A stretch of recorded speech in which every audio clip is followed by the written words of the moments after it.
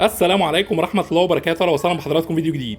فيديو النهارده ان شاء الله على لوحات التحكم والدفات الغاز الاشعال ذاتي صل الاوتوماتيك. على محمد صل على محمد. معانا حضراتكم لوحتين تحكم خارجين شحن ان شاء الله. اللوحه الاولى حضراتكم راكب عليها ترموستات فوكس كوري 2001 اف لتشغيل 2 دفايه وشفاط واحد وشفاط 2 وخلايا تبريد. تايمر حضراتكم شغال على شفاط رقم 1 للتهويه وسحب الامونيا من داخل مكان التربيه، وتايمر تاني حضراتكم شغال لخلايا التبريد، وتايمر ثالث حضراتكم شغال للفانات.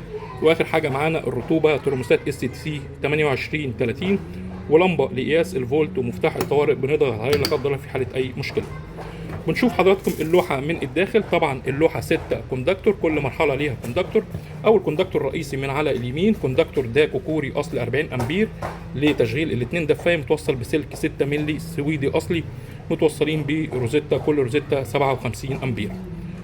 كوندكتور شفاط رقم 1 كوندكتور 12 امبير سلك 3 مللي. كوندكتور شفاط رقم 2 12 امبير سلك 3 مللي. كوندكتور خلايا التبريد 9 امبير متوصل بسلك 2 مللي.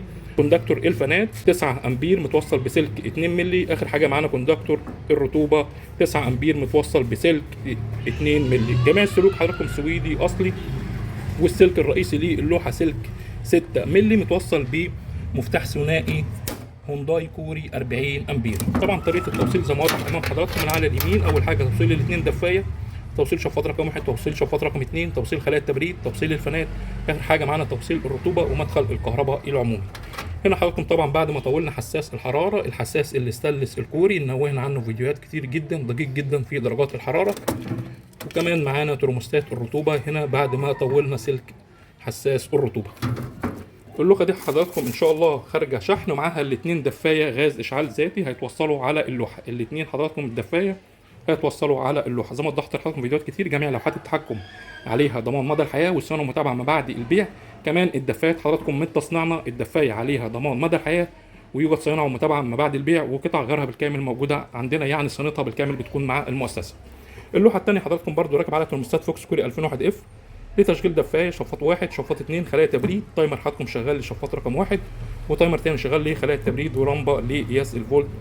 واخر حاجه مفتاح الطوارئ. اللوحه من حضراتكم من الداخل طبعا 4 كوندكتور، كل مرحله ليها كوندكتور. جميع الكوندكتورات اللي راكبه هنا 12 امبير داكو اصلي كوري متوصلين على مفتاح ثنائي هونداي كوري 40 امبير. وطبعا طريقه التوصيل وهنا برضو حضراتكم بعد ما طولنا الحساس الكوري.